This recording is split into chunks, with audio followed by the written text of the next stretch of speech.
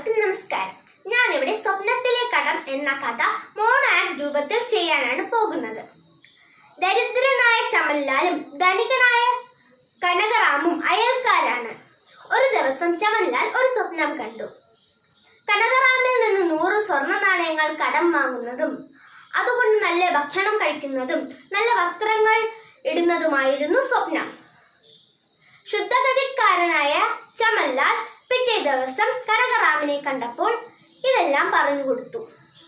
ബാക്കി നമുക്ക് mono act രൂപത്തിൽ കാണാം. കനകറാം, ഞാൻ ഇന്നലെ ഒരു സ്വപ്നം കണ്ടു.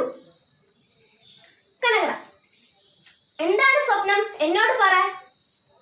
ചമൻലാൽ പറഞ്ഞു: ഞാൻ നിന്റെ കയ്യിൽ നിന്ന് 100 സ്വർണ്ണ നാണയങ്ങൾ കടം വാങ്ങുന്നതും അതുകൊണ്ട് വസ്ത്രങ്ങൾ വാങ്ങുന്നതും ഭക്ഷണം കഴിക്കുന്നതുമൊക്കെയായിരുന്നു സ്വപ്നം. ഓഹോ, എന്നാൽ പിന്നെ ആ 100 സ്വർണ്ണ നാണയങ്ങൾ എനിക്ക് തന്നേക്ക്. ഞാനെന്തിന് 100 സ്വർണ്ണ നാണയങ്ങൾ നിനക്ക് തരണം?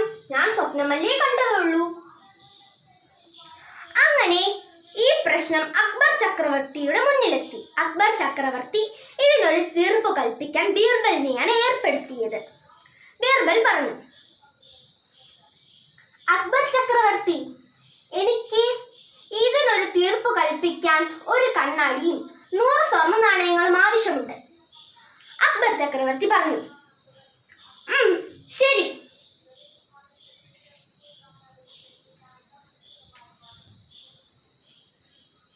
കനകറാം, ഈ കണ്ണാടിയിൽ കാണുന്ന സ്വർണ്ണ നാണയങ്ങൾ നീ എടുത്തോളൂ.